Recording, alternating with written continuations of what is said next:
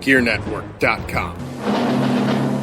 The following is a presentation of the Gear Radio Network. So, Fatman? Who is it? Oh, look, he actually talks again. Fatman's turning on the Red Sox game. Why is he? You've been gone a week, and now you're not even going to pay attention this week? Hell fucking no. I heard last week's show was a fucking disaster without me. I will say it was definitely a heated show. There's a lot of shit being thrown. Well, what else is new? Well, let's get right into WrestleMania this week on the Wrestling Show.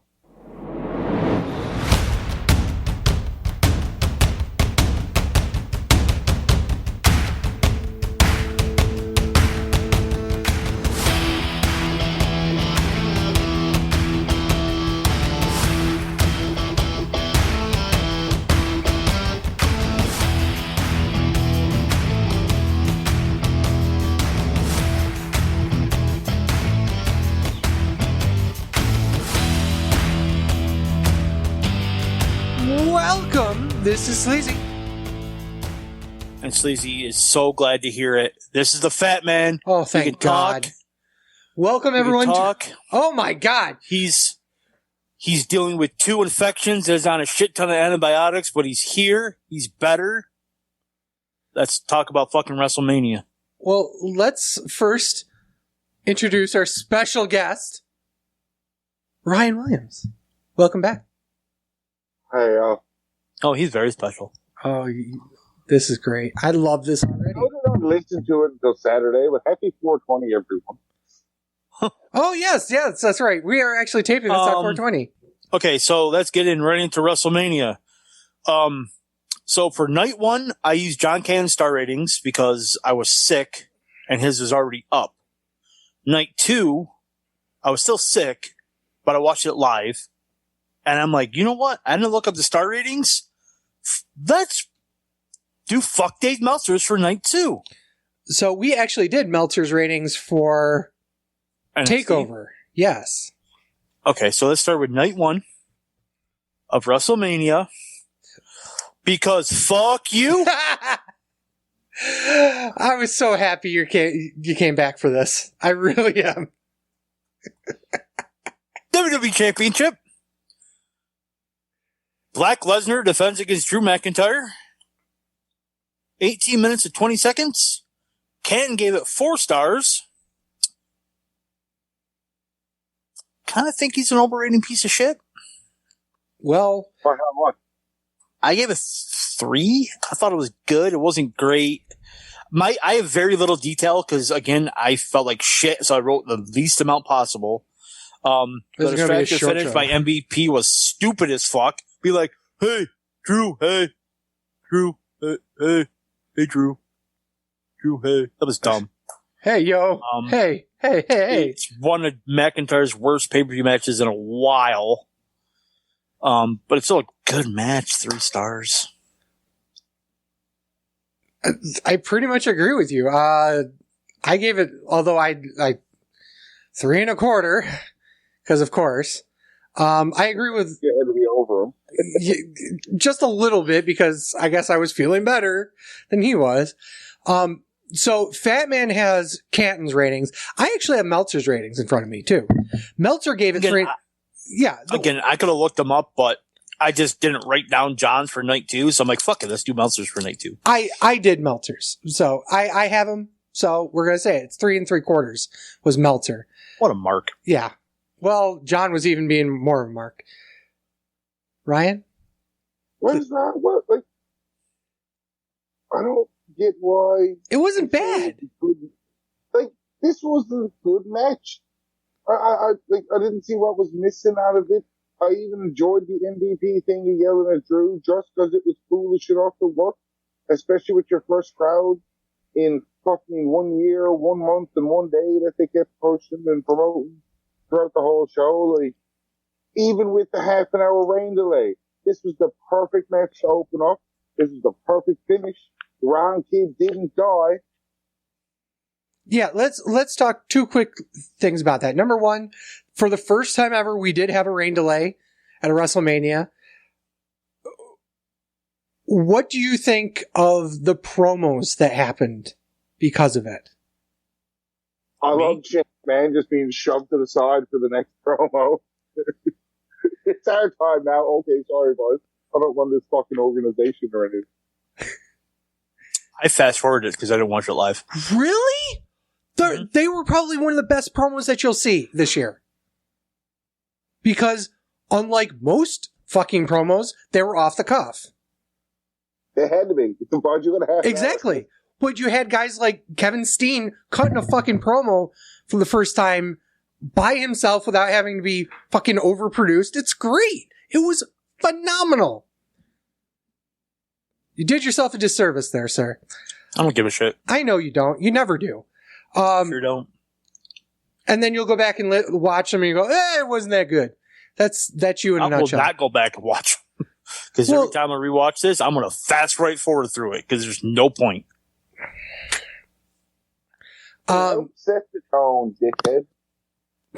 Yeah, it can help set the tone, but if I already knew what happened, fuck it. It has nothing to do with that. It has everything to do with how it worked.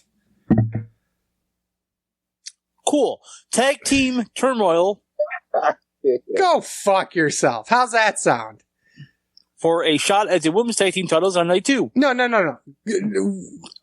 You didn't fast forward through this? Anal spelled backwards, and I'm almost Go fuck yourself. Go fuck yourself. Versus Carmella. Go fuck and yourself. The ugly one. Take it right in the ass. Why is the ugly one winning 2 matches and then getting released the next night? Or 2 nights from now. They only won 1 match. Versus Dana Brooke and Mandy Rose. Versus Natasha and a murderer's daughter. 14 minutes and 15 seconds. I don't know where to start. Sleazy's a woman wrestling enthusiast, but Ryan's a tag team wrestling enthusiast. I have a feeling Ryan and I are going to heavily agree here. Okay, Ryan. I very much enjoyed this. They got to tell a little bit of story with every new team that came in. Like, they took their time with all these women that normally, yes, it was in the dead spot. We'll call it the second match, but like, all these women had enough time to show and showcase and prove that while they were there, whether good memories or bad memories or fucking Mandy Rose slipping, like, everything about this had a purpose to it. I really did enjoy it. And side note, absolutely love the first fucking elimination Carmella and Billie Kay had, which is against the ropes, put the feet up against the back. It was brilliant. All right, Sleazy. I stand corrected. This was terrible. This was fucking garbage. Every single match was garbage. To be fair, the best match out of all of them was Natasha versus the Riot Squad. I think if they only had those two, I think it would have been better. That's all you did. 1 3/4. Meltzer. Oh, sorry. Go ahead. Oh, go ahead. Oh, Meltzer split it up. So.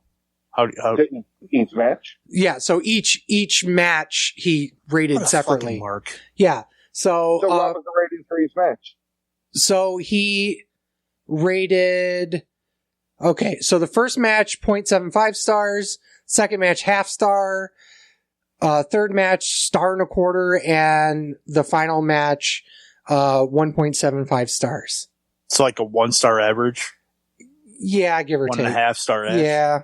I gave it 1. I agree with Sleazy. It was fucking terrible. Just terrible. It was too long even for 14 minutes. It was sloppy. Like, everything was sloppy except for that one finish that Ryan talked about. It may be due because the fucking ropes were wet. I don't fucking know. But like, I don't know. Just I'll give him a little bit of pass for that because obviously there was still a lot of water around. It was terrible. There was that was gross. Yeah, it was just terrible. Yeah. And to be fair, I don't agree with turning the Mandy Rose slipping into an angle Because fuck you. Seriously. It was raining. It's one thing if you're an idiot and you fall off stuff. You laugh about it and that's it. Call it a day. You don't need to spend 2 years making it a part of your gimmick, Titus. He won the Warrior Award because of it, Sleazy. We'll talk about that later, I'm sure. Wow. Seth Rollins versus Cesaro, 11 minutes, 35 seconds. Ken gave it 4 1/4. What did Meltzer give it, Sleazy? 4. And they're Okay, both let's keep underrating pieces of shit. Well, you're going to hate me. 3 3/4. Fuck you. Fuck you. Great match. I thought it was just a little too short. And I think the right person won. Wrong kid didn't die. Wrong kid did not die. You guys are fucking marks. Both of you. You're a fucking Chikara mark. Fuck off. This was the coming of age of Cesaro. I'm surprised they put him over. 12 months from now, you'll be saying Cesaro, former Universal Champion. Because he will have won it for a week. 12 months from now, I'll be saying, Cesaro, on the pre-show? Yeah, where's fucking Nakamura? A few years ago, he was winning these big matches, right? No, he definitely was not winning these big matches. No, he wasn't. He was barely on the card. 3 years ago, he wins the Royal Rumble, then loses to AJ Styles, then loses to AJ Styles, then loses to AJ Styles, then loses to AJ Styles, then loses to AJ Styles, then wins the U.S. title, then loses to in every non-title match. Hey, now if you're going to sling your shit, sling the proper shit. He only lost to AJ 3 times. That's all. No, it was 5 times in 4 months. No, because there was that double count out shit and okay, don't fucking Double play count is a with it. loss. Fuck off. It's not a win. You ain't first or last. No contest. If it ain't for sure. You ain't first or last. You calm down there, Ricky Bobby. Shake and bake. Shake and bake. If you don't chew Big Red, then fuck you. We're gonna get sued now. Raw Tag Team Championships. The Wrong. New Day. Wait, Ryan, what'd you think about the match? The Cesaro match. Oh, Cesaro and Rollins is a fantastic little match. That's all I need to hear. Raw Tag Team Championships. New Day defends against AJ Styles and almost. What was his name? Almost. What's his name? Almost. Almas? Almost. Elmas? Or. Almost? You cultured fucking swine. What the fuck is it? Nobody 9 on minutes. fucking commentary knew. 9 minutes, Oh 45 my. seconds. Ken gave it an okay match for a house show. So it was 2.5, was it? Yep. 2.5. 2 We don't points. do we don't do decimal points in America. Fuck you. Yes, they do. No, they don't. We don't do fractions here. 1.5. It served its purpose Purses, yeah, it served its to purses. getting the tall black guy over. So he would be the first person to win a tag team title in his opening match, but he actually isn't, because the first person is that wonderful He's getting kid so much Niska. pussy. Yes. You walked so over it, much you pussy. fucker. I was waiting for you, but too late. Fucking Nicholas getting all that fucking pussy. Oh, wow. How old is he? Yeah. 14? Wow. 14 now. 3 more I years. understand, but Oh, he's definitely getting the pussy. Crazy. Yes. How come you get to say pussy and I can't say cunt?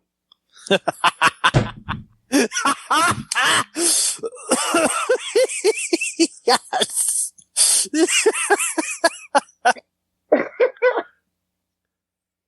Have you I'm gonna ever heard? Big hug. Have you ever heard of Robin Williams? Weren't we talking about wrestling? No. Tag team title match. Pussy is warm. It's inviting. It's like a big hug. Pussy. It's nice. Cunt is cold. Terrible. Shitty. What's It's the a difference between connotation. a slut and a bitch? One puts out. A slut will sleep with anyone. A bitch will sleep with anyone but you. So, Ryan, what do you think of the Raw Tag Team Championships? Because we're talking about pussies and cunts, so we all know you like it raw.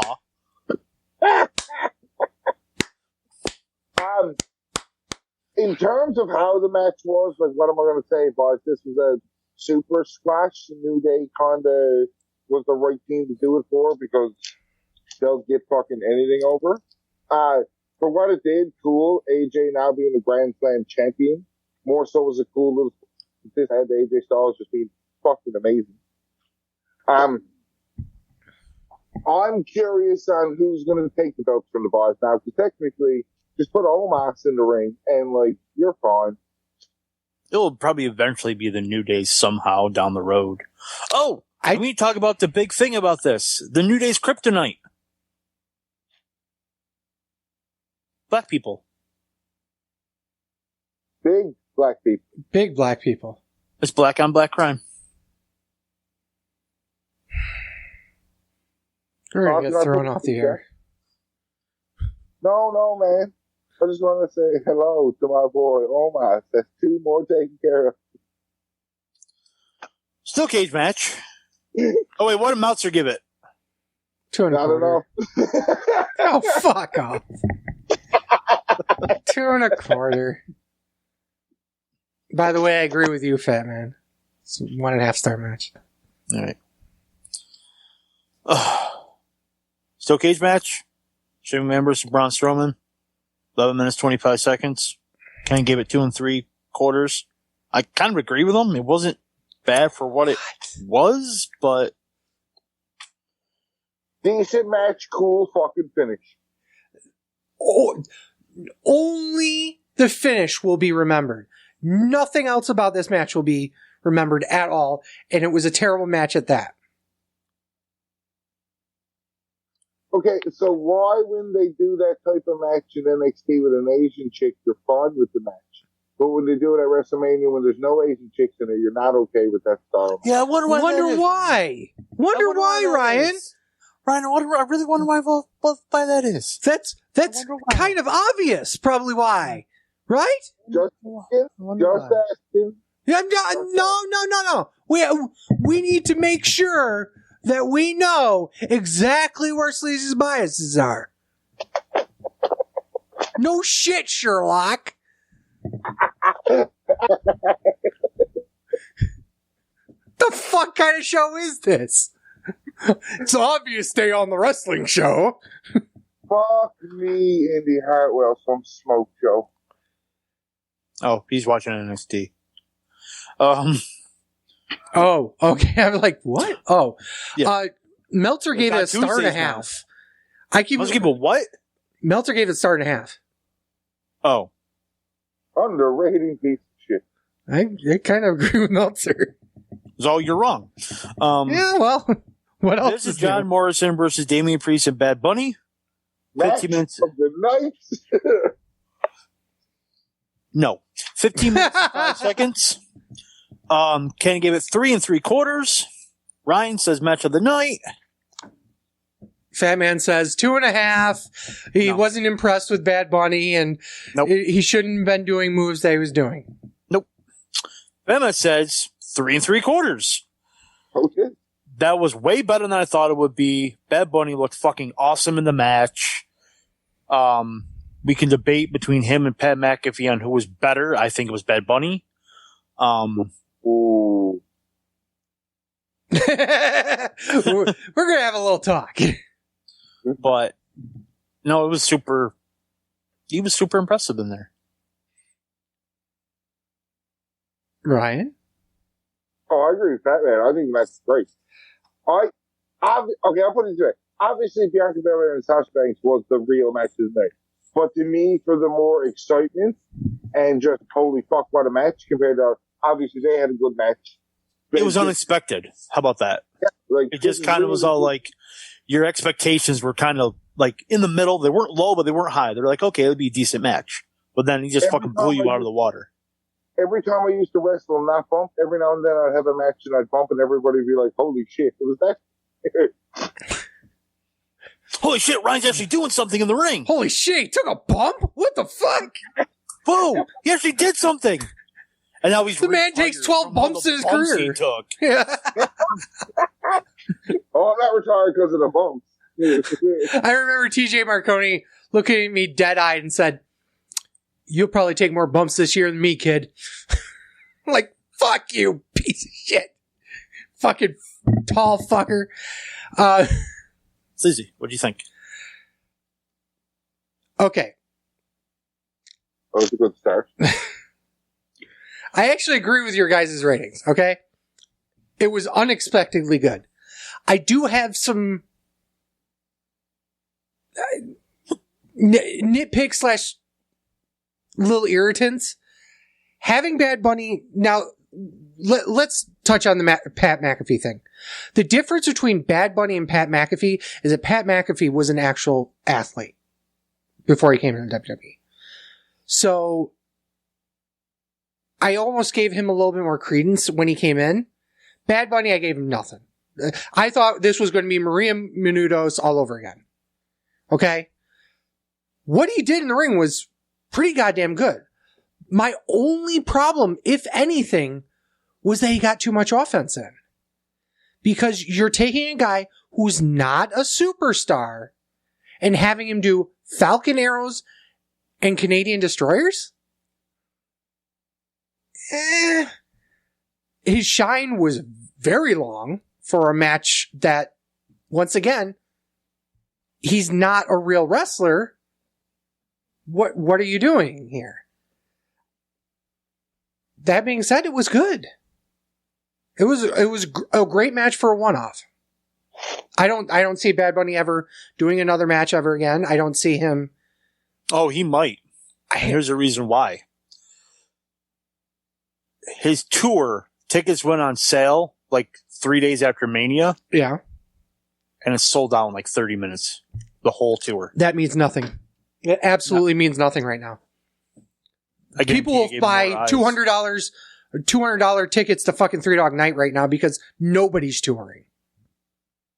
Everyone's got a shit ton of extra money, and anybody who's got any clout in terms of performing is going to immediately sell out. Really are. So I don't know. I think his appearance helped him, and he's going to tout that too, and WWE's going to tout that too. So they'll bring him back for sure, especially the way he looked. They'll bring him back. I think it would be a mistake. I'll just put it that way. I think they both got the rub that they were looking for, and I think it's time to not continue. Okay, you're wrong as always. So, main event of night one. SmackDown Women's Champion. Suck my dick. Sasha. Sasha.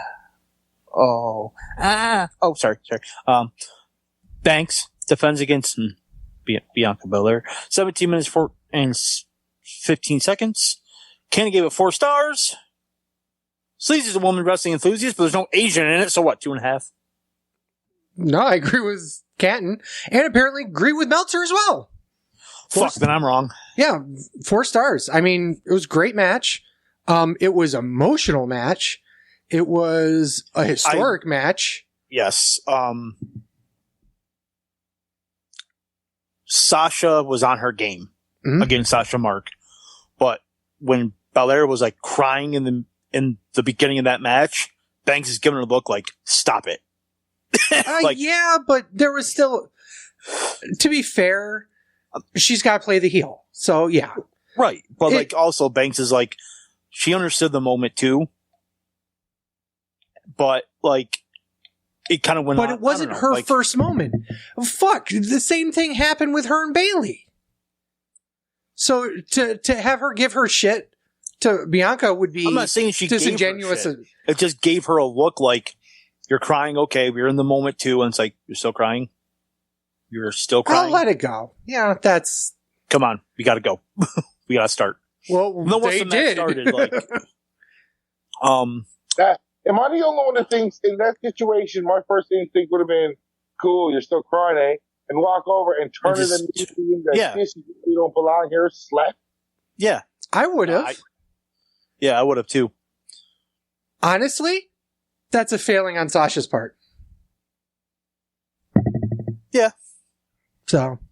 But she also carried Bianca Belair to the best match of her career and probably the best match you'll ever have. So that's cool.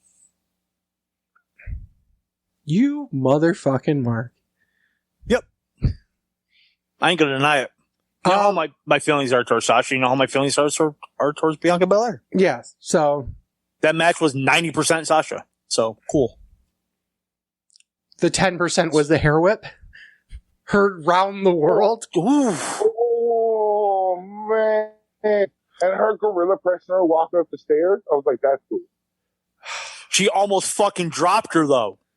She's fucking going up on the steps, and her legs are fucking shaking. Her arms are shaking. I'm like, dude, Sasha's 90 pounds. Come on. That's not easy. That's fucking... I know, Sleazy. You could barely walk up steps. Exactly. And I'm 300 pounds.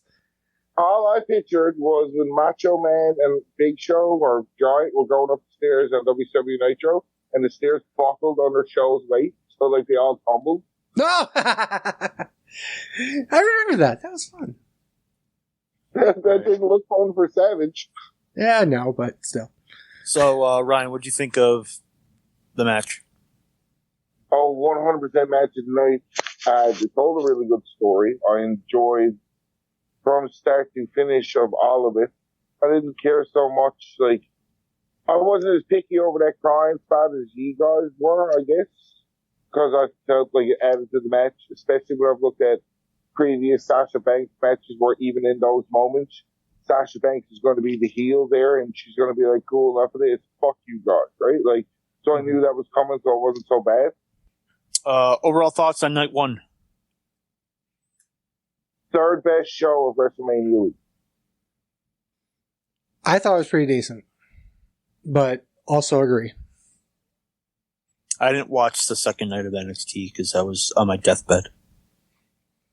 So. Listen to this motherfucker. Okay, so we got a question mark show. Was this show better than Night One of Takeover? No. Okay, so I guess we're going to have to talk about Night Two. How much wood could a woodchuck chuck if a woodchuck could chuck this ad? Night 2 opens up with, what the fuck? Randy Orton versus The Fiend. 5 minutes, 50 seconds bell time. So I thought The Fiend's entrance was fucking great. I think Fatman was on a lot of pills. A lot of pills. I thought his entrance was great. I got to see Alexa. But, and then what Bruce Prichard says, the bell rang. What the fuck was this? I have no words. I think, okay, because I've had enough time to process this. And the only way I could justify it in my head was this is a means to an end of an angle that went on probably too long to a fact that they realized how they should have stopped. And had this been a year ago WrestleMania where COVID was actually a big, huge thing, that was a Firefly Funhouse match where you had so many people there you couldn't give this proper closing, but it needed the fucking close. Okay, that is a valid point. Right? Like, but I get it. Trust me, I get it. You're long enough to justify that in my head.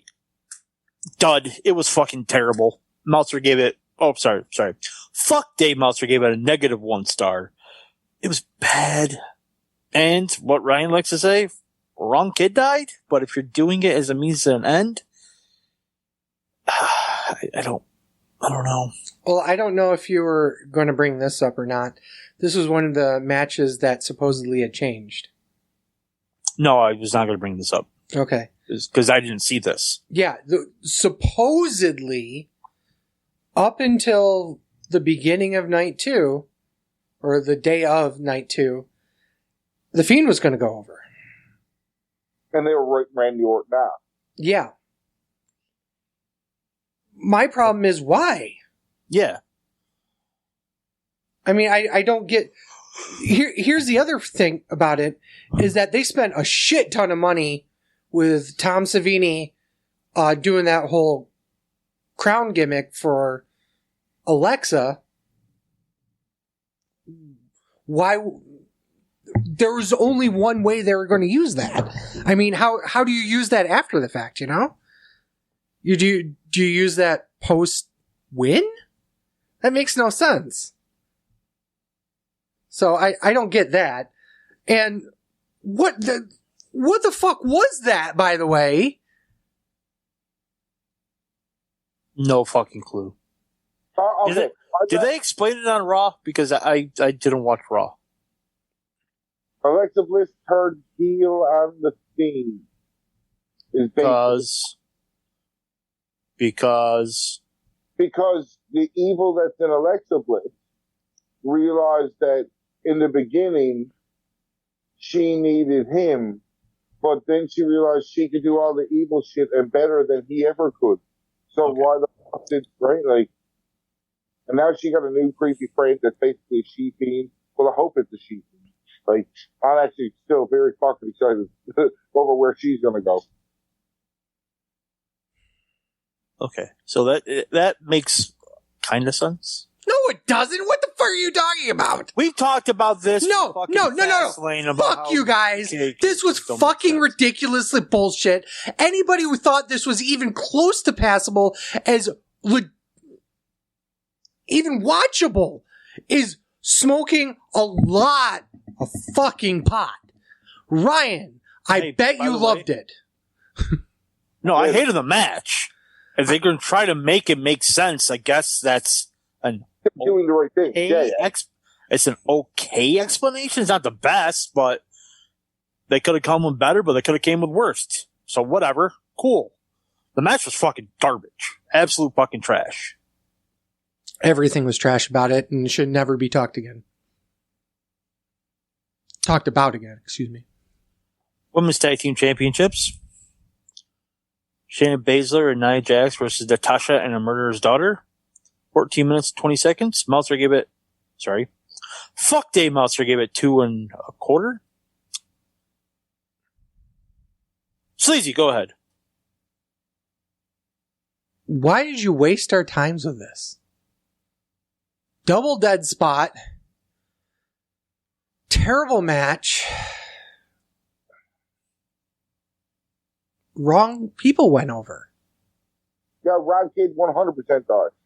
Yeah, why would you do this whole fucking gauntlet match to have them lose the next night? I mean, 2 nights before, they did the exact same thing. Well, here's the other thing. They could have had the... Oh, God damn it. They could have had the fucking turmoil match on Friday Night SmackDown. Yeah. And then put the Andre the Giant Battle Royal on there. It wasn't like there wasn't enough women's matches on this show.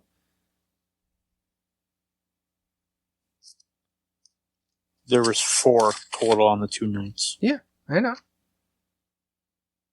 They got most of the roster on both of them on there.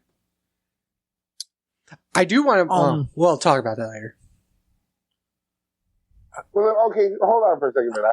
But if you take that turmoil match off, you take 10 women off WrestleMania. But you also put on like 30 men.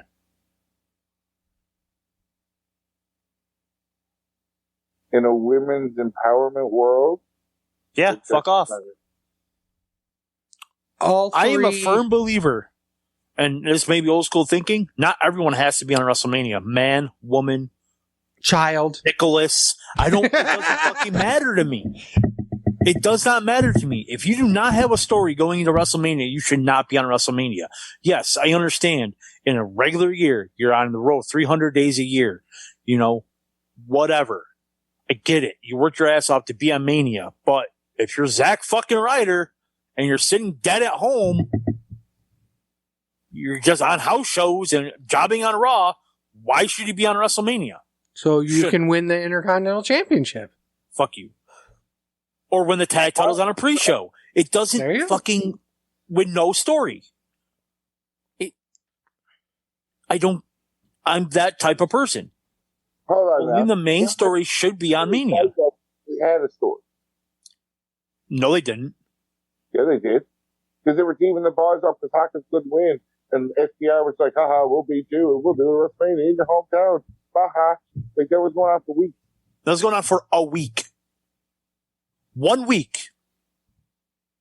That went on. Actually, 6 days. Actually, one fucking segment on a fucking Raw does not make a Mania fucking storyline. But I'm a firm believer in that. Not everyone should be on Mania. Fuck off. We're not talking about Kurt Hawkins and Zack Ryder. They're not even with the company anymore. Okay. I thought this match was actually not that bad. I gave it 2 3/4 stars.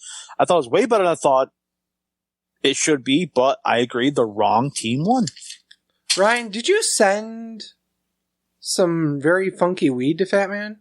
Oh, probably. I'm a sharer.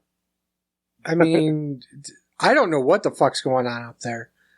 Now for Sleazy to come. Kevin Owens versus Sami Zayn. Well, speaking of 420. I forgot it wasn't Matt Riddle next. Nope. You lost. I lost. That's the what segment. The segment was before the match, where he Kevin met Owens up with versus Sami Zayn. 9 minutes and 20 seconds. Fuck Dave Meltzer gave us 3 3/4. I'm wrong. Great match as expected between the two, but needed about another 10 minutes. Oh, and then Sleazy's favorite personality of all time, Logan Paul, was there.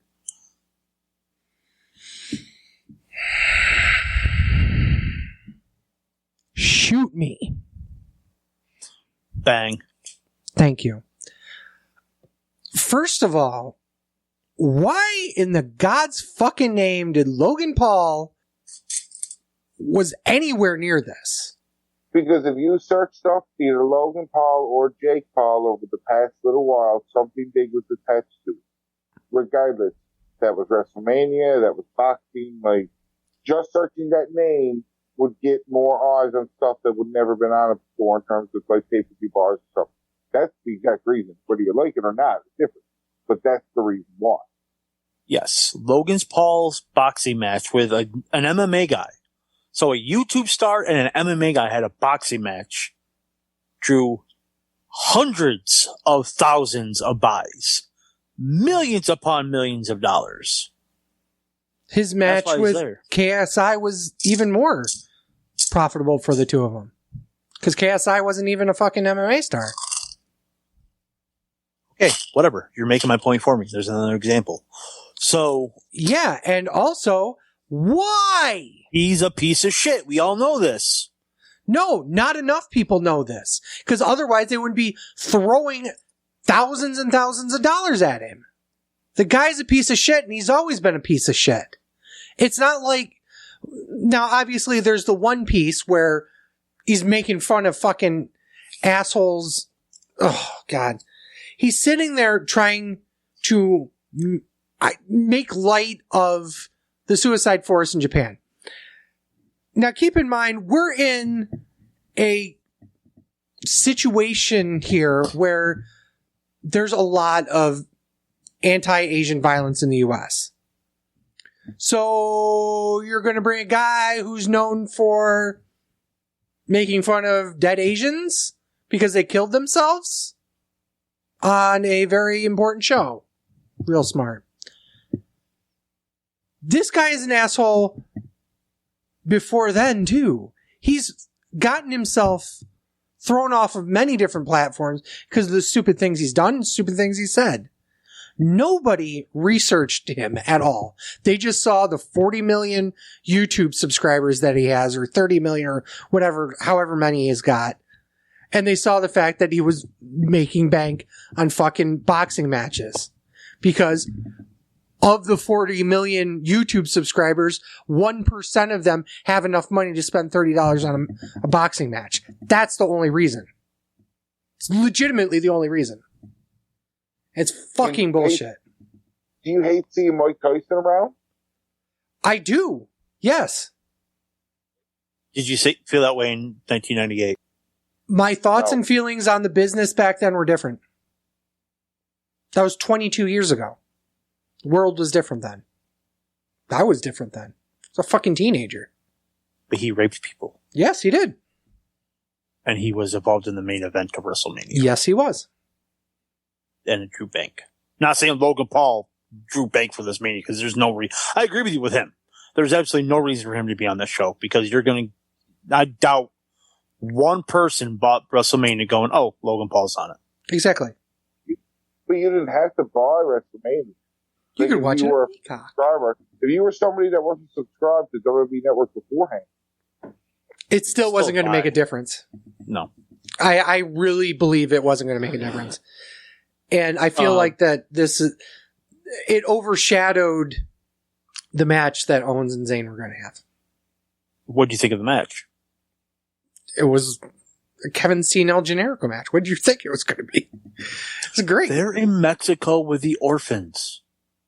I heard Generico died recently. Well, It was due to a diarrhea situation. Ryan, what did you think of the match? oh, the Kevin Steen versus El Generico match. Okay. United States Championship. Riddle defends against Sheamus. 10 minutes and 50 seconds. Wait, Dave Monson gave it speaking of 4 stars. 420. Nope, not saying it again. Fuck you. What I'll was just edit it beforehand. I give it 4.2 stars. I'm not going to make the show next week. It was a good match. Poor Riddle just about lost some teeth in a frankly stupid spot, but other than that, it was pretty fucking good. Keith Lee can't come to a pay-per-view, so I guess you're getting a belt, buddy. Cool, bro. Yep. Cool, bro. Yeah. And see, that was the finish I did see that got changed. Riddle wasn't even supposed to be U.S. champ. Supposed to be Keith Lee, and then he got hurt. It was like, fucking, we're gonna fucking move Lashley up to the fucking WWE title picture, and then they're like, who the fuck else we got? It's like, Riddle, I guess we'll just give it to him. So now everyone can say, former U.S. champion Riddle. Not even Matt Riddle. Riddle. And his ear still says M. Riddle.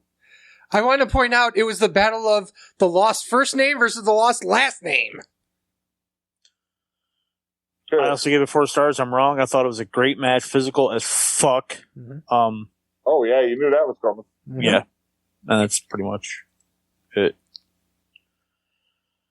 And then what the fuck? Nigerian drum match for the Intercontinental title. E versus AC. Because that's what they're going to be from now on. It sounds like Edge and Christian. Yeah. It was a hardcore match. Call it whatever you want to call it. Cool. Boss, you're having a hardcore match. 6 minutes and 50 seconds. Meltzer gave it 3 stars. He's an overrated piece of shit. 100% agree there. Really fucking hated the beginning of the match where they just beat the shit out of each other for kendo sticks and no sold it. Yeah, That's that was how kind of weird. It did get a little better, but I'm just glad Cruz got a Mania moment. Was it a 2 Mania star. moment, though? 2 stars. Oh yeah, that big fucker came down too. What Yeah. was his name? Dabu, whatever. No one's going to talk about the elephant in the room. No? Nobody. No, I haven't played that. There are no drummers! The fuck kind of match is this without any drummers? I'm more sad nobody actually used the drum as a weapon. Also true. Why wasn't anybody beating on those drums with kendo sticks? Because they probably got them for Rent a Center and it was all like, hey, dude, don't destroy these. Next thing you're going to tell me that druids aren't real. If you had to give them 10 minutes and not 6 minutes, you probably would have talked about this match more fondly, I think. No, doubt it. With the finish being the way it was, probably not. I feel like it was a way to get Apollo Crews the IC belt and to debut somebody new for him. There was no looking back on it, obviously 2020 or hindsight being 2020. There was no other reason for this to go any longer than 6 minutes. Because if that was going to be your finish, there's no reason to drag it out anymore. Yep. Okay. On to match of the night and maybe of the weekend. Triple threat match for the Universal title. Roman Reigns versus... Oh, wait. I'm skipping a match. Oh, fuck me. I was going to say... Raw Women's Championship. Some Asian defends against Rhea Ripley. 13 minutes, 30 seconds. Fuck, Dave Meltzer gave us 3 3/4. Sleazy. Come on. 19 stars. Overrate the shit out of this. 19 stars. It's only 19 stars. This was pretty bad, actually. It was, now, everyone knows, fan of Asian women, married one, love all of them equally, except for my wife, who's above them. A notch below everyone else. No. She's up there. She's up there. That's the way your hand movement was. It's like, And here. like love everyone equally, then my wife. And my wife. Yeah. Just down here. No, up here. So, do I have to say it? Yeah. It was an okay match for a house show. Yeah. I expected way more than out of these two. And it was just okay. It's okay. I don't know what happened here. I really don't, because, as you said, both of them are great workers, and I don't have a reason why this was so bad. I really don't. I mean, it left a lot to be desired. Nothing wowed. The finish was kind of, and of course, Asuka rocking another winning streak. Oh, no, wait, it's a losing streak. She's 0-4. I love how you mentioned to me about Sasha being, no, Sasha wasn't Mania. It's like, neither has Asuka. And then after Sasha loses, like, the streak continues. And then, of course, the streak continues as well. Then, of course, Asuka loses, and I immediately go, and the streak continues. I still say next year it's going to be Asuka versus Banks. And it's gonna end in a no fucking contest. If it does, I'll just walk away. I don't think I could handle that. There definitely needs to be a fucking. They're definitely both going in a triple threat next year. Yeah, so they both. Oh, fatal 4-way, even better.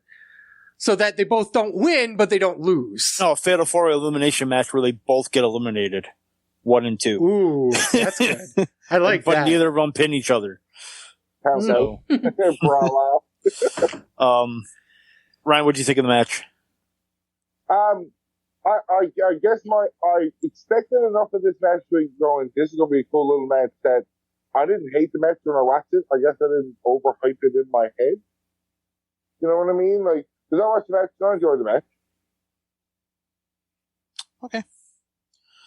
I feel the touch on your guys' side would be, I think if the Asuka and Rhea Ripley had to meet NXT and fine-tune their ship before they got to Mania, great. I don't think that was a good contrast to two good workers. They just didn't click. I'd agree with that. Mm-hmm. Yep. Okay. Hey, bedtime. Let's get this shit on the road then. Main event night 2, triple threat match for the Universal Championship. Roman Reigns defends against Edge versus Daniel Bryanson. Match went 22 minutes and 40 seconds. Fuck, Dave Meltzer gave this 4.5 stars. Ryan. Oh, I'm not starting this fight because I feel like the two of you got different answers. So I started with you first. Okay, that's okay. Personally, I did enjoy the match.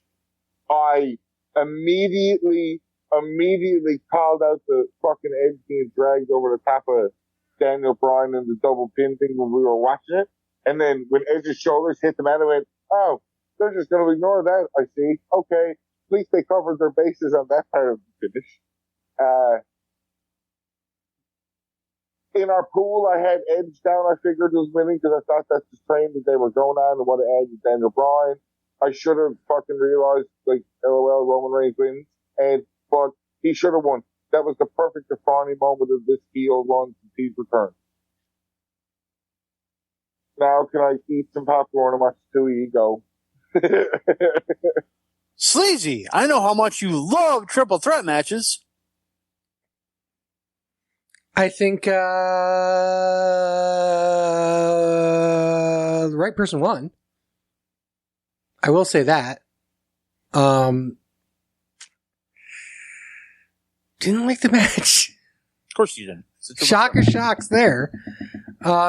No agent was a triple threat. Duh. Yeah, so obviously -5 stars, right? What's the problem with triple threat? I don't. The formula of it, it's always one gets tossed out and the other two brawl, and then one gets tossed out and the other two brawl. And usually, if I'm going to enjoy a triple threat, it's going to be a true, all three guys are working at the same time and they do cool spots and innovative stuff. This was not that.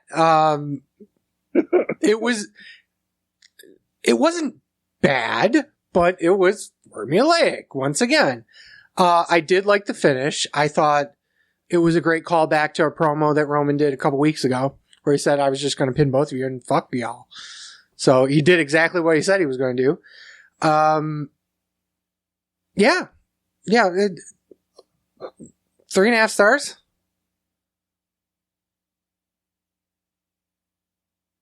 Underrated piece of fucking shit. Fuck off. I'm wrong though. I gave it the same as Meltzer, 4.5. I thought it was a great fucking main event. I was actually surprised Reigns won, but I think him winning is also the right call. Well, Ryan had Edge. Who were you planning on? It was either going to be Edge or Reigns. I was thinking probably Edge too, but I knew Danielson was taking the fall. I knew he wasn't going to win. So I had no way Daniel Bryan was winning the Universal title. So I just assumed it was either Edge or Reigns going to pin him. So I had Edge too. I thought Edge was going to win. I want to point out, for the first time, I can say ever, right? Both main events were the Rumble winners. Good yes. job, WWE. Yeah. Mm-hmm. Because you had what, Asuka in the second match of the night, and Nakamura the mid card. In 2019, it was Rollins in the opening match. Yep. But Lynch in the main event. Right. Last year, it was Charlotte in the first match of night 2. Yep. And Drew in the last match of night 2, right? Yeah. Yeah. And then, so. Good for them for making Edge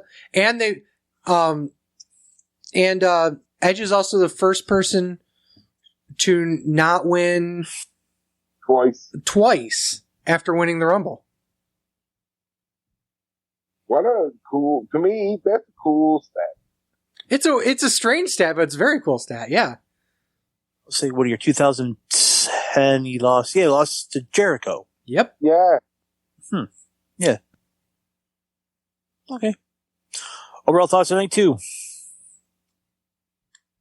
Me, I really did enjoy night 2, but it was, if I had to rank them, the 4th best show of the 4 days.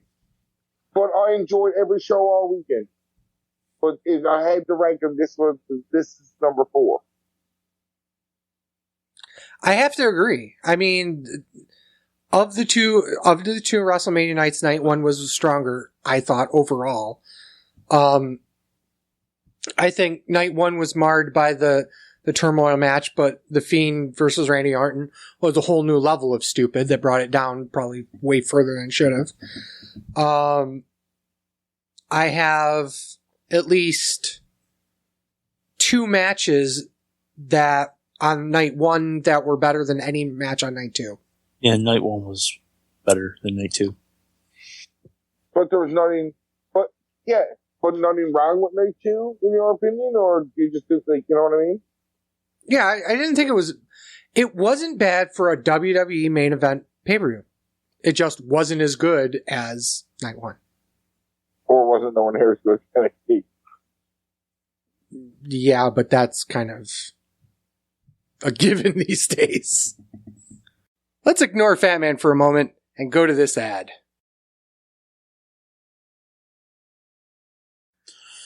Okay, let's go into some news and rumors. What we got, about 10 minutes left? Yeah. Let's talk about the releases that happened. WWE released Samoa Joe, Mojo Rawley, Mickey James, Chelsea Green, Tucker, Wesley Blake, the ugly one, the good-looking one, Kalisto, and Bo Dallas. Oh, Bo Dallas, the one in the Fiend costume on night 2, right? Apparently. That would have been cool as fuck. It was also bullshit. 100% bullshit. I know. I wasn't saying it wasn't. I'm saying that would have been cool as fuck. Oh yeah, I would agree with that, except for the fact that people thought that was legit. Like Bray can't lose a pound? Fuck you guys. Don't believe everything you read on the internet. That's how World War I started, Sleazy. Didn't Abraham Lincoln say that? Yes. So what? I mean, one of my well, let's talk about Samoa Joe first. What does everyone feel happened with Samoa Joe? Let's just put that out. I feel like he wanted to wrestle and WWE wouldn't clear him. So he asked for his release and they gave it to him. That's what I feel like. What do you think, Ryan? Oh, same thing. He might, and even if WWE ever came to a point that he cleared to wrestle, Joe's done. For WWE standards, because Joe's a liability now. I don't know what to think at this point, because I feel like that at this point, Samoa Joe was getting comfortable on commentary. I liked him on commentary. I thought he was doing pretty good. But to have him kind of get released out of nowhere was just kind of weird. That's what I'm thinking, like, he asked for his release. It's possible. He probably saw Mania, was commentating Mania, was like, man, I'd rather be wrestling, commentating, and then WWE wouldn't clear him, and that's when they okay, just let me go.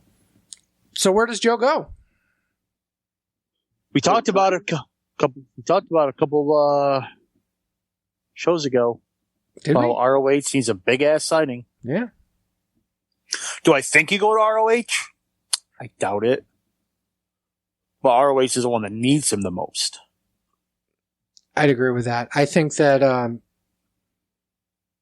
if he's smart, he'll probably sign with AEW. Actually, if he's smart, I think he should sign with Impact. Because what's going to happen to him in AEW is, I'm probably going to be wrong, but this is my feeling on it, make a big splash for the first few months and then just do nothing. That's the MO for former WWE guys. So I guess that's... Starting with Impact means that at some point you still could have a crossover with AEW anyway. You can do that too. Yeah, I mean... Green, Tucker, Wesley Blake, Kalisto, and Bo Dallas were just like, we're not using you. Yeah, that's... most of those were not a surprise. Mickey James was working as a producer, and that was a surprise to me. So I think she wanted to wrestle. What I heard was my sources, Oh, Jesus. Wrestle Votes, mine, copy paste Dave Meltzer, is she wanted to wrestle more, and WWE wanted her to be a producer more, and then I think it's kind of like a Joe thing, except she wasn't hurt. She was just producing, and she's like, can I wrestle some more? And they're just like, no. Like, fuck you. The Iconics fucking was surprising too, because Peyton Royce was starting to get over as a single star, and I was really liking Billie Kay's gimmick where she was like trying to fucking find people to tag with. That was funny as shit. That was phenomenal, actually. That was really well done. So that surprised me too. They'll 100% be tagging in AEW for sure. I don't think so. You want to talk about people that should go to Impact? Those two. Peyton Royce is fucking Shawn Spears. She's going to AEW. 100% true. 100% true. So, and then she'll probably have Billie Kay come with her. Yeah, absolutely. But I also believe that they should go to Impact because I feel like that they would have a better I think so lineup against them. They'd be a big stars in a small pond. I wouldn't necessarily that. They have an established tag division. Yeah, women's tag division. Yeah. Okay. So go ahead. I wanted to touch on this because this was, so obviously I'm a big Redditor. We actually have a subreddit. It's r/the wrestling show. It gets a lot of views. You should go check it out. But on r/ squared circle, somebody had written a very nice, like, mini article about Billie Kay. And I wanted to read it for you guys and get your guys' take on it. So, for years, WWE executives from Vince, Triple H, Steph, down to superstars like Austin, Taker, Cena, Orton, etc., have pushed the same mantra when it comes to talent. You have to take every opportunity you're given and make the most of it. They've reached that if you have 3 minutes of TV time or even 3 seconds, you need to do everything you can to stand out. You may never get that opportunity again, so you have to make the most of it. Billie Kay was split from the Iconics, and they gave her absolutely nothing to work with. She would get a couple of seconds of backstage time, and in that time alone, she was able to get the resume gimmick over. Even with all that, that weekend was an entrance with the Riot Squad. She made herself stand out and be entertaining. She took her opportunity and got over with the fans. Her reward? She was released. I like Billie Kay, but I'm not saying she was an extra Stratus or Cena, but she took her very small opportunity and found a way to get over. She did exactly what WWE has been preaching to talent for decades, and they still released her. I just hope this ends the bullshit pretext that all talent have the chance to be successful and reveals the truth that no matter what they say, it always has and always will be a political game to be a WWE superstar. I think some of that's true. The political part, obviously. Not always, though. You don't have to always be that person who plays a political game to get over. Yes, she did work hard for her gimmick. I don't think that's why they released her, being like, "Oh, you worked hard to get over. I'm going to release you." We don't. Bastard. We honestly, apparently it's budget cuts, but we all know that's bullshit. WWE's the most profitable it's ever fucking been, so it's not budget cuts. There's too much talent on the roster. Should she not have been cut? And some of these other people should have? Yeah, probably. But we don't really know why she got cut. No. Like, you know? And to be fair, her and Peyton have been really positive about the release. That's not always the case. And in the case of Tucker, the opposite has been true for him. Chelsea Green's been bashing WB a lot too. Yeah, Chelsea's a hot mess. She's just living her gimmick. By the way, that was... She have no gimmick now. That is the gimmick. That is her gimmick. By the way, that was posted by a user named Hazelwood38. Just want to give credit to him, or her, whoever it is. I think it's a him. But I just wanted, it was an interesting piece We're of saying is discussion. he has a crush on Billy Kay. Gotcha. That's what we're saying. I don't think so. I know she's not the good looking one. yeah. I agree with a lot of what he says, though. I mean, there's a lot of truth in the fact that there has been a lot of talk of grabbing that brass ring, and it's been talked about, I don't know, since a particular pipe bomb. But the reality is, when you've got so many people on the roster and so many different potential angles and so many different potential ways you can go and so much even there's shit ton of TV and there's still too much talent for that TV. You got to get rid of people. And to say that she deserved to be released, nobody deserves to be released. No. But in the same breath, somebody's got to go.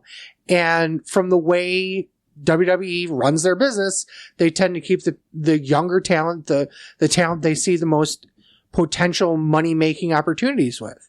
During WrestleMania's gate, while WWE claims identical attendances of 25,675 people on both nights, not surprisingly, the actual number of tickets sold fell way short of that.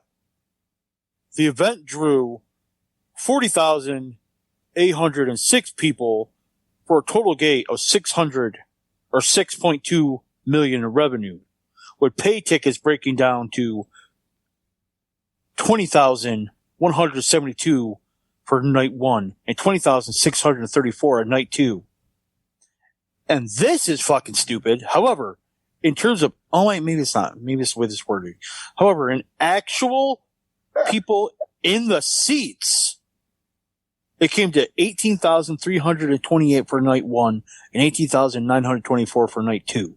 So what they're saying is that they sold about 20,000 tickets for both nights, but the people who actually showed up was about 18,000 per night.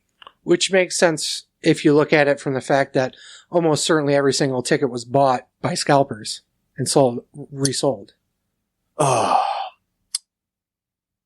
And the report suggests that this could be due to an overeager secondary market. All this implies that the demand for WrestleMania fell slightly short of what WWE and the secondary market anticipated. I don't believe that at all, actually. I think people were afraid to actually go. Yep. I really do believe that. It's too early. Not enough people got vaccinated to that point, and frankly speaking, it could have easily been a very concerning situation. We'll see how it goes. We should know by now whether or not it caused a huge superstar event. So WWE has said you had to be fully vaccinated to go. Mm-hmm. And a guy said he went there and caught coronavirus at WrestleMania. Only person out of both nights to claim that he caught coronavirus there. Okay. So I think that's bullshit. I think he just said it just to try to get publicity. Oh, I'm sure. Because if you have to be fully vaccinated to go. So. Right.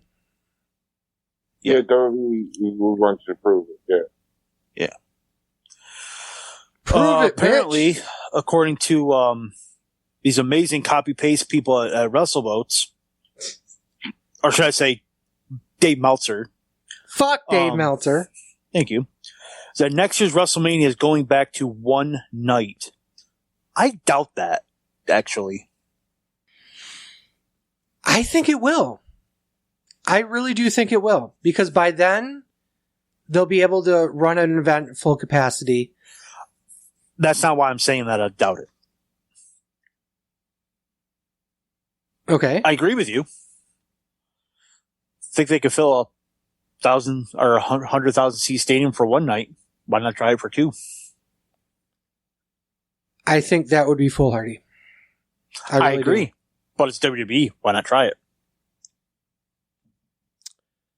Because if this works, if they fill up that stadium both nights, even 75 and 75, they've made money. Yeah. No, they made a shit ton of fucking money. Yeah, 1.5 times. So that means that they can do it every year now. So why wouldn't they even just try it? They can try it. If it doesn't work, they can go back to one night. That's what I'm saying. I doubt it. I think they'll be looking at these actual numbers this year to see if they will actually do it next year. I don't think they will. I think it would be a dumb move, and I think it's too much of a risk with not enough reward. Oh, I did that. You know what I could see them doing? Here's what they could do. Night 1 of WrestleMania isn't WrestleMania. Night 1 is NXT. Nope. That's stupid. It wouldn't be night 1. It would just be NXT. Yeah, exactly. I can see him doing WrestleMania SmackDown name and theme again because it's WrestleMania weekend. And you'll get away with some WrestleMania quality matches on SmackDown beforehand. I think you could legitimately run an NXT event in a stadium. Oh, I think so too. Yeah, but they would make more money, I think, if they did it that way. Because I think you would... I think they make the same amount of money. I don't think so. I think you'd sell out one and probably close to sell out the other. Because it's completely different roster. It is. But you're also having not the same people wrestle on the same nights either. It's kind of the same concept. No, because they cross brands. Say that again? They cross brands. What do you mean cross brands? Raw to SmackDown.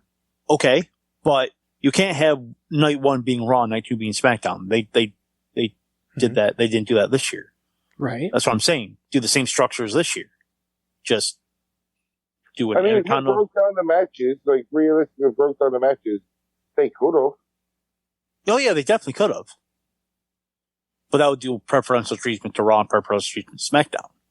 I understand why they didn't do it. But I'm just saying, with a live crowd, you can do what we talked about. We talk about this every fucking year, like what the Mania structure is going to be. You can do Raw on a Monday, do NXT on a Tuesday if you wanted to, Hall of Fame on a Wednesday, like they did this year, or was it on a Tuesday? Don't matter. Then you could do the Takeover on a Thursday, SmackDown on Friday, WrestleMania Saturday and Sunday, and Raw on Monday. And you could theoretically book it in the same city. You can go to Dallas and book out the American Airlines Center for Raw. NXT, you can go to like a smaller venue for a live show. Mm-hmm. For their live show on Tuesday. Do the Hall of Fame in American Airlines Center. Do Takeover in American Airlines Center. Do SmackDown at the American Airlines Center. And then go to Arlington for Raw. Or for WrestleMania 2 nights. Then do Raw at the American Airlines Center. You need like 3 venues. Yeah, that's lit. Oh, then actually, really, yeah, 3 because you can do the NXT where they did the Takeover in Dallas in 2016, and that's where they had access to. Is the same building. So yeah, because they kind of combined the two, didn't they? Not really. It was a convention center that had an arena with it. Oh, okay. So they had the convention centers where they had access. So you can theoretically do the same setup. You need 3 venues. That's it. 2 nights of Mania would be cool again because the past 2 years kind of got us traded into it. I don't know. I missed 1 day of Mania and a 5-hour show because it's fucking WrestleMania. It's supposed to be a live show. It's supposed to be your biggest show of the year, not your 2 biggest days of the year. But yeah, that's what I've been. WrestleMania 1 day. The last time the WrestleMania wasn't fucking 2 days, the show was what? From 5 p.m. till fucking, it was almost 8 hours long. Yeah, it was. Well, here's and another. People were saying it's too long. And we were saying it was too long when we went to fucking the 29, 4 hours. Oh, it's too long. Yeah. And then fucking WrestleMania fucking Dallas. It just felt too long. WrestleMania New Orleans. It's just too long. You say it's been too long for years now. Yeah. 2 days is perfect. Well, the problem I have, here's another problem that I have with 2 days. When do tickets go on sale for WrestleMania? Normally September, October, Right. November. 6-7 months beforehand. So are you going to buy both nights sight unseen? Yeah, you can. That's what they did this year. You can buy the same seats Absolutely not. for both nights. Or you can buy one seat for one No. night or one seat for the next. I'm not talking about that. I'm talking about not knowing the card. Yeah. I think it will still draw. No, I don't think so. See that? Because if you're going for one night, you're going to go to both. Yeah. See, I don't think you're flying in from London to go to WrestleMania Saturday and leaving Sunday. I mean, I think honestly, I would, because if I could get home on Sunday, it's one less vacation day I have to take. Yeah, I'm not doing that. I'm down there. I'm going. Yeah, you're down there, but I'm talking casual fans. Casual fans are going to go. They're going to fly in Friday night. They're going to go WrestleMania Saturday, and they're going to leave Sunday. No, they're not. Yes, they are. 100% they are. No, they won't. Yes, they will, because you can do it without taking vacation. But if you do both nights, you have to take vacation. That's the difference. You're taking 2 days vacation. No, you're not. You can Fly leave in Friday, go to Saturday, Sunday, fly out Monday. Yeah, you're taking a day of vacation on Monday. One day. One day. Versus 0 days. They will go to both nights. No, they won't. Yes, they will. Saturday will be a bigger night for that reason alone. I think you're wrong. Again. Well, let's see what happens next year. This is all assuming it's going to be 2 days. I don't think it's going to be. I don't think you're thinking vacate like a casual fan. A casual fan is going to go both nights. No, if they're going for one night, Sleazy, they're going for both. No, they're nights. not. Yes, they are. No, they're not. There are people who left not going to WrestleMania a few years ago. What do you mean left? They went and watched NXT and left. We fucking did the same thing. And granted, it was a Survivor Series, but it's still the same concept. We went in, watched the NXT TakeOver, and left. Because we didn't have vacation. That's not why we left. Yes, it was. It was a day trip. It wasn't. It was a day trip. That's what but we're 4 hours away. Yeah, and we still didn't stay for fucking Survivor Series. Why? Because we would have had to take the next day off. That's not why. You wanted to be back Sunday. You did. Because I didn't want to take vacation time. So you're telling me you're going to fly into Dallas on a Friday, go to 1 day of Mania, and be like, yeah, I'm down here. I'm just going to go today and leave. I'm saying the casual fan is going to do that. That's local. If they're yeah, spending absolutely. the money. You say it's local? Yeah, you're not Of course, the people who are flying in there aren't casual fans, you asshole. That's my point. If you're going to not everyone's going to be there. I guarantee you, more people will be from out of Texas going to those shows than they are in Texas. Absolutely not true. Houston's a huge draw, according to Bruce Pritchard. It's Dallas. Yes, and Houston is 4 hours away, which is, coincidentally, a day trip, you asshole.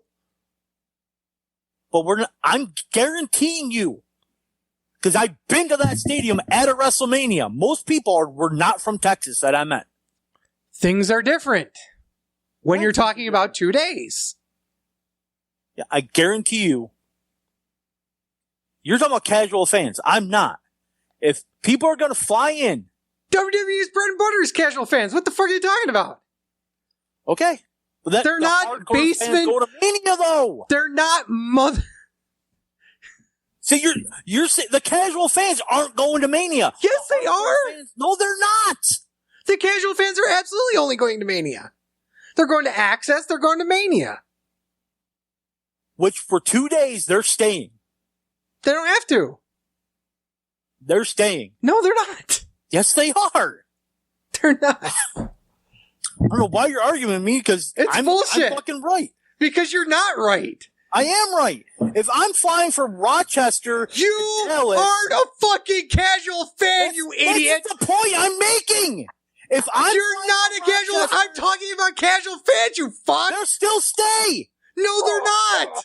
You're sitting here comparing yourself to a casual fan. You've been on podcasts for 8.5 fucking years talking garbage about wrestling, and you're calling yourself a fucking casual fan, you idiot. My point was, if people were going to go to WrestleMania, they're going both nights. You go, casual fans. Well, I wasn't talking about casual fans. That was my point. This entire point was about casual fans. 90% of people who go to Mania are not casual fans. And you're fucking delusional. Parts of the country. I've been like 10 Manias. You've been to 2. Fuck off. Oh, you're pulling that card because you think you're... Pull the race card, bitch. Pull the race card. My black ass is telling you I'm fucking right. That's all you got to stand on, man. Because I'm right. No, you're not. Oh, wait, hold on. I'm going to call someone. Hey, Leg Warehouse. Sleazy have a leg to stand on? Oh, he doesn't? Okay, that's what I thought. Fucker. I'm right, you're wrong. If people are going to, people from around the world, which is about 90% of the people, going to Mania, they're going both nights. I agree with you. Casual fans may stay a night, but out of the 10% of the casual fans, about 9 of them are staying both nights. If you're there, you're going to go to both nights. If I'm going to night 2 of Mania and Raw if I'm only allowed to go 2 nights. But you're not allowed to go 2 nights. That's the thing. You're free to do whatever you want. If I'm there, I'm flying in on a Wednesday, like I did last time. If way my schedule, the way I just discussed it is, I want to go to TakeOver. I don't care about SmackDown.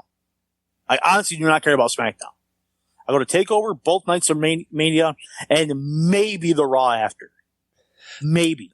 This entire conversation's moot anyway because we're still at fucking Super Card of Honor. That's true. That's still going on.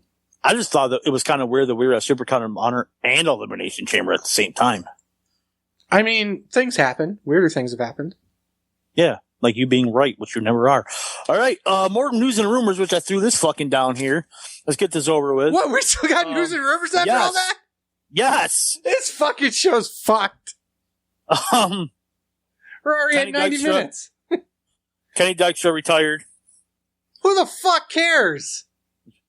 The amount of people that want to sign with AEW will shock you. Mike Bennett and Maria Kanellis re-signed with ROH. That's not a surprise. No.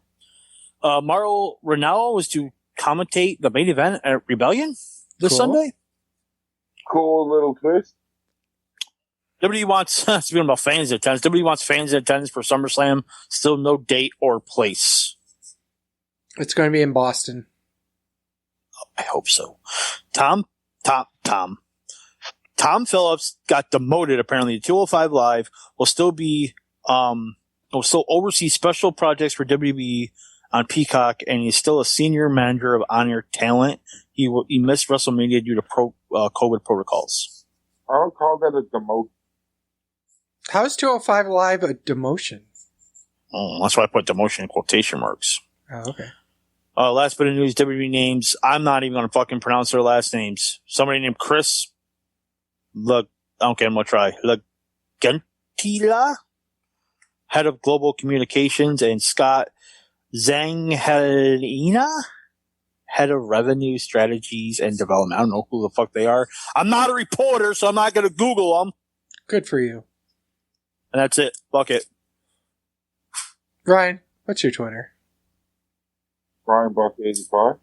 Cool. Excellent. The show's Twitter, at Sleazy Fatman. I'm at TWS Sleazy. You do this, Fatman? And, what do we have? We have Instagram. Instagram at Sleazy Fatman. Facebook.com/SleazyFatman. I don't even know what our shows are anymore. WrestlingShow.com. GearNetwork.com.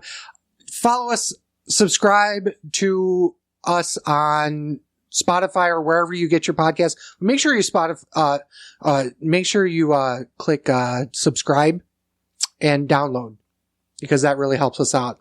Oh, check out our new subreddit at The Wrestling Show or r/The Wrestling Show. I'm watching it constantly. I post on there occasionally. Fat Man jerks off to Sasha in the comments usually, so that's pretty much, par for the course. But that's pretty much it. So with thanks to Ryan and for Sleazy, The Fat Man. this is The Wrestling Show. Thank you guys so much for listening. Peace. Fuck Kenny Omega.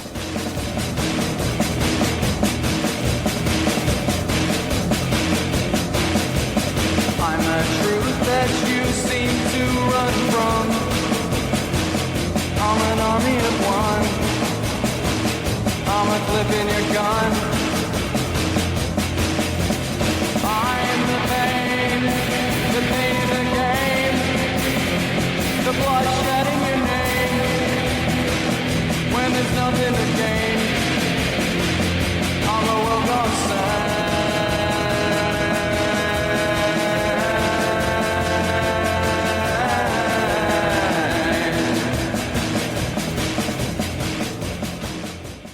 The preceding presentation has been brought to you by the Gear Network.